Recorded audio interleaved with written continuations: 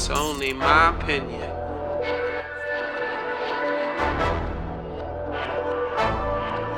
Coffee milk. But for right now, we're gonna move on to the conversation about Mr. Kanye West. Have you guys sort of have been listening to or Free watching Kanye, guys.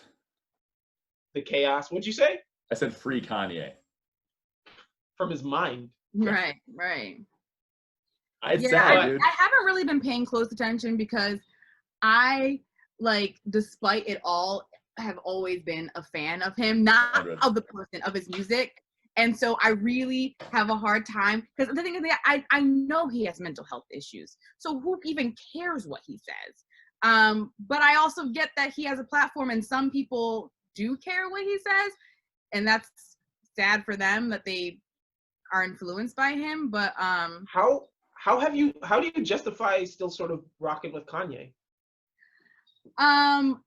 because he has mental health issues, period, and that's like been very clear. And his music is still dope. Like, and he hasn't done anything that, like, you know, he's not like R. Kelly, you know what I mean? Who's like, okay, he's canceled, period. He's literally sexually assaulted women and girls. Kanye West says, not even the same ballpark. It's not even right. the same ballpark. Kanye West says things that make me want to shake him, right? That make me want to slap him. He says things. He hasn't done anything necessarily that is harmful to society, as far as I know. I could be ignorant. Listen, I don't feel mad at Kanye. I feel pity for him, you know, because we're all the generation. I don't know about you guys, but like College Dropout was like a huge album for me. My and especially, yeah, and especially then, like, it wasn't a time when there were a lot of emotionally available rappers, you know, and like as hip hop fans, it was just such a breath of fresh air, you know. Right. And it's almost like the opposite of what's happening with Mike Tyson. Like, we saw Mike Tyson in the '90s and stuff, acting insane, biting dudes' ears off, and he's found that peace. It seems like with Kanye, it's just the opposite, and I'm not mad at him. It's not like, oh, fuck him, I'm going to stop listening to his music. I'm like, I hope he gets better. You know? I guess my frustration, and I, while understanding that he has mental issues, is that he doesn't seem to want to listen to anyone. He doesn't want to listen to new information. And that frustrates me. It's like I have empathy towards him and what he's dealing with. And I think he's dealing with a lot more in his life than we're privy to. Mm-hmm. But with that, though, I get mad because he consistently keeps doing these things, right? I agree.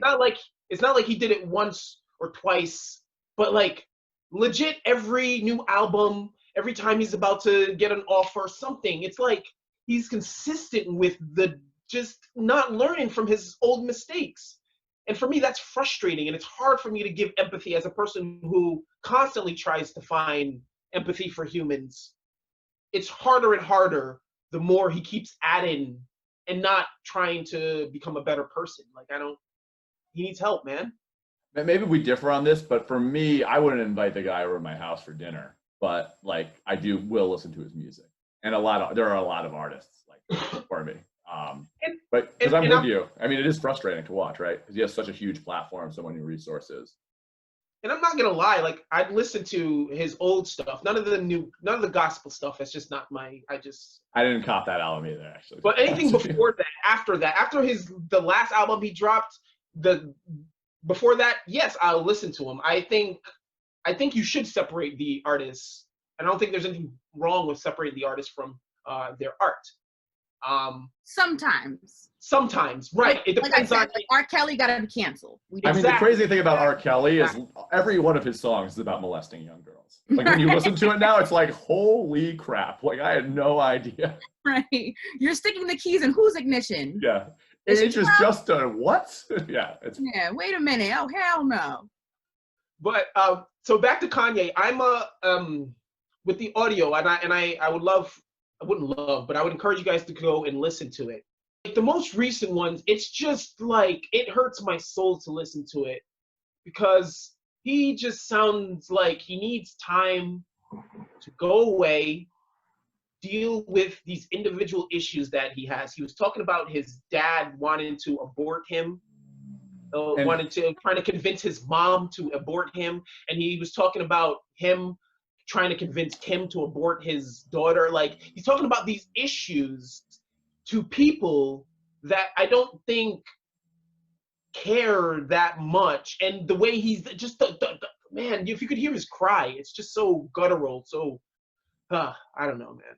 It's just I feel for the dude. I feel like Kanye is in pain a lot, you know, and like he like his way of expressing himself like is insane. His music is phenomenal, I think, but like other than that, like he like if he's not doing music, I don't think he knows what to do with himself. It's also doesn't know what to do with himself. Like this has been going on since like Renaissance artists. I think Michelangelo was like this as well. Like Kanye West, when he was younger, when he was just like rising up through Rockefeller Records, for a summer he locked himself in a bedroom of his mother's house and like produced 1 or 2 like quality hip hop beats a day. I think. But like it was something along those lines. Like that is a lot of times people who have that creative output. I'm not a doctor, but I've heard that a lot of times people with that kind of creative output are bipolar. You know. And there's yeah, I mean, without a doubt, he is. You know, everyone, you know, he said it. Kim has said it. You know, right. And I really liked Kim's message that she put out recently about it. You know, she's like being very honest. And I want to hate Kim Kardashian so much, but she's like, she's kind of cool. solid. Yeah, solid is a good word. Yeah, she's pretty solid. She might be a nice person. I don't know. Yeah. Well, speaking of Kim, like I said, I don't have it prepared here because I was gonna play the audio of it and not. We can edit it in later if you want. But yeah. But he then within this week went on a whole rant about Kim and Kim's My mom. favorite rapper. Your Meek favorite Mill? rapper. I'm sorry, I didn't mean to interrupt. Oh yes, and Meek Mill. Yeah. I was so confused. I'm like, wait, what? I thought you were saying Kim was your favorite rapper. I was like, wait a minute. She's my favorite film actor. I hate you. So he went on this whole rant, and it seems like he doesn't trust Kim, and he doesn't trust her family, and he seems like he wants to get a divorce from Kim. To be honest, like he seems like some of the stuff he's talking about how he wanted to divorce her, but somehow she didn't allow it. I don't know, but he just went on a whole intense rant about his life, and it just seems like his relationship isn't in a good place. And he's not in a good place mentally. And I don't understand how, and this is how it is for famous people, man. I don't understand how the people around him don't try to take him to the side and be like, hey, bud, you need to take a couple of months off and just work through these things. You need to take a year off or something. I feel like people do, though. We don't see it, obviously. Like, to me, Kim's message made me feel like, not bad for her, but made me understand, like, her a little bit more, and like I think she does try to deal with him and she does try to calm him down. Like she knows this is not a good look. Like to me, Kim seems like somebody who's like like she's superficial and all that, but she like is there. It seems like mentally she seems like she like has her shit together somewhat, even though she's been famous for so long.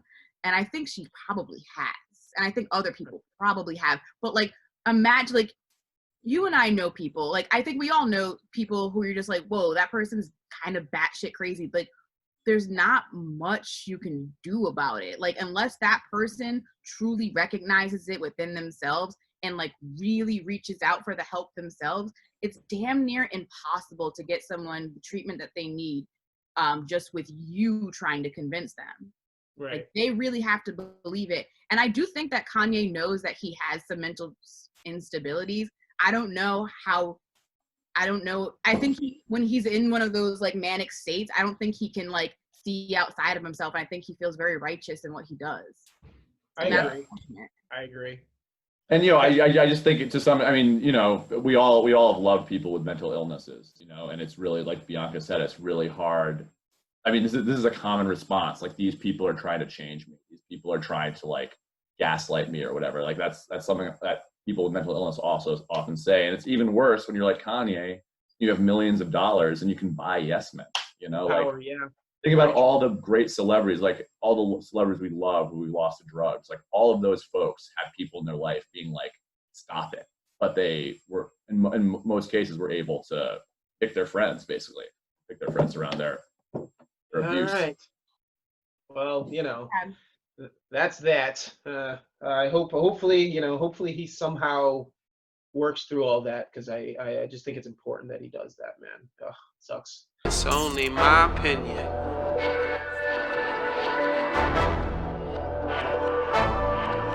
Coffee milk.